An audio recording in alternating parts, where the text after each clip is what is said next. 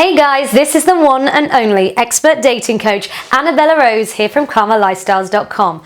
Today I'm going to be talking about how to flirt at work. But of course, before we start, please click on that cheeky subscribe button and turn on the notifications, as there's going to be so many more videos coming your way. I think flirting at work is fun.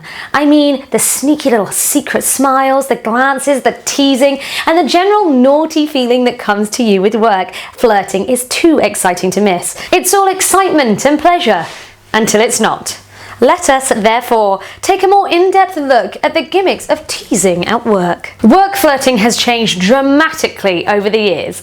To grasp this from a more practical view, watch James Bond and Moneypenny clips on classic and modern-day flirting. If you're looking to engaging in the office flirtation, you know that it's supposed to stay private and that it shouldn't pass certain lines and boundaries. It makes the need to set ground rules apparent. The rules, therefore, include: number 1, don't be too obvious. As a beginner in the game, take your usual flirting moves and just dial them back a bit. You don't want to make it too visible, as you'll be the only one setting yourself up for competition with other males and colleagues who share your interest in the other female colleagues that you have at your work. The goal is to have others wondering whether you're flirting or whether you're not. Number 2, don't flirt in front of others.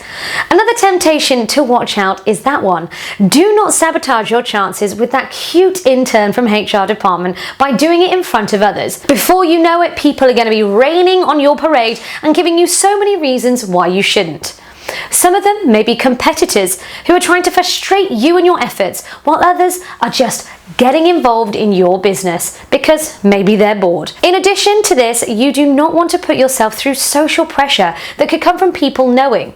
In any case, it's way more fun when it's only between the two of you. Number 3, don't go too far in the office.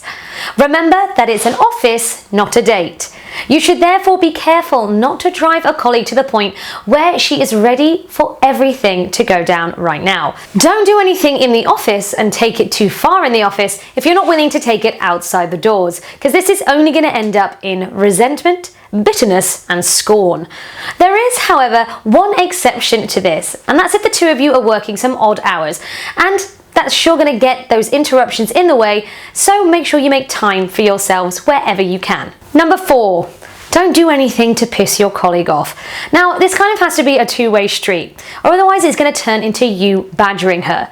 Make sure it is a two-way street, that you're both enjoying it, and if you want to take it further, then make sure you have the green light for a go-ahead, or otherwise you're just going to end up with an annoyed and pissed off co-worker. Number 5, do not start driving before you know the terrain. In other words, before you assume you are the only one who is cool enough to pursue that cool new workmate, do some due diligence beforehand. In the same way that you are interested in her, so could 5 other colleagues. And it's more like to be testing the waters. Know how deep and available she is before you put all of your efforts in pursuing her. Do your low-key observations from a distance to see if she's already with somebody else. Number 6, do not let your intentions known. In as such as I am saying that you should seek out and see if she's already flirting, do it low key. You do not need anyone else knowing that you have an interest there. It is because in this case things worked out and you started romancing, then everyone would know, yet it's supposed to be between both of you two. With that said, how then do you go about flirting in the office? Number 1, bring out your sexual vibe. By this I mean that you should bring out your sexy side, so that everything you say will come with a hint of sexual undertones. Remember, talking about sex does not make you sexy. Your flirt stop at the office romancing is getting the art of sexy communication up and rolling. As a beginner, get accustomed to talking in the same way that you do in the bedroom. That will bring out your sexual vibe. Number 2, use sexual humor. Outwardly showing that you have a sexual interest can end up being too obvious, offend, and even make it look like you're chasing. Instead, use sexual humor to suggest that your colleague is the one who is interested in you and not the other way around. The upside of using sexual humor is that you can quickly withdraw when you notice if your colleague is not up for it, without surrounding yourself and sounding like you've been overly flirty. It's an excellent way to test her and your level of interest. Number 3, flirt in short bursts.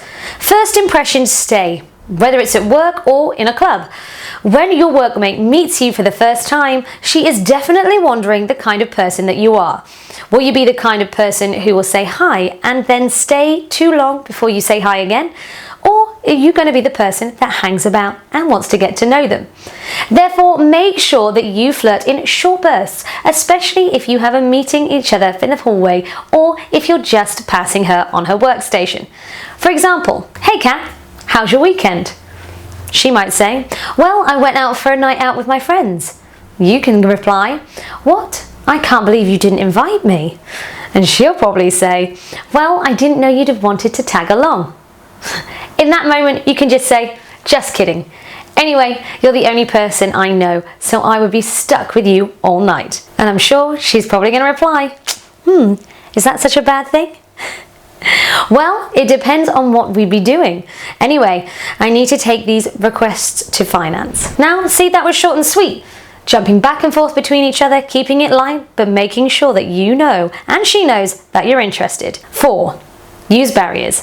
Using barriers can come in handy and tempting, increasing the attraction and intrigue with your workmates.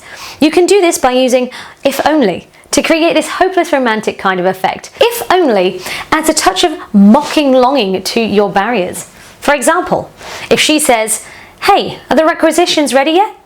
You can reply, "If only you wanted me more than just my accounting skills." In addition to creating a sense of a bad boy mocking, these efforts are nice and romantic of a guy. It also brings up an element of role playing, which help you plant ideas in your colleague's mind that you two could be a thing. Number 5, never end the flirting. I mean that you should never put a definite end on your flirting session. If you're in the middle of going back and forth with suggestive and funny flirting, don't just say bye and walk off. It's going to leave a bit of a bitter taste in that girl's mouth and maybe she might feel a little bit rejected. Make sure you end it on a high note when it comes to a natural end, rather than just walking away. Make an ultimate close. Leave it open for a continuation so you can pick up anytime, anywhere that you might meet. Don't say goodbye. It should be open and spontaneous. So that's pretty much it about office romance. So much fun. Follow through with it by keeping the ground rules in mind and watch your usual 8 a.m. to 5 a.m. become much more of an adventurous and flirty, engaging time. Gents, that's all from me today. Do you want to get coached by me? Please click on the contact us link that you can find in the description box below and fill in the form. One of our customer service reps are going to respond to you in less than 24 hours. Please also check out our services and ebooks at karmalifestyles.com. And of course, if you've loved this video, like, share, comment and subscribe. I, of course, have been Annabella Rose, and I'll see you next time.